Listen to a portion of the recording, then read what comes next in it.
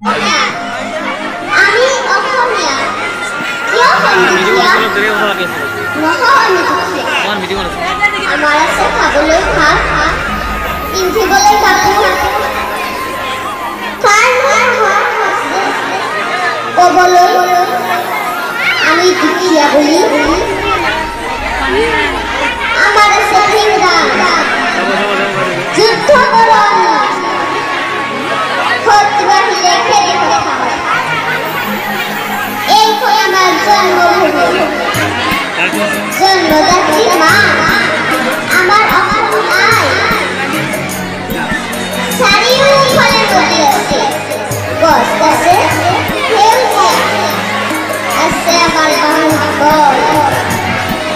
আমি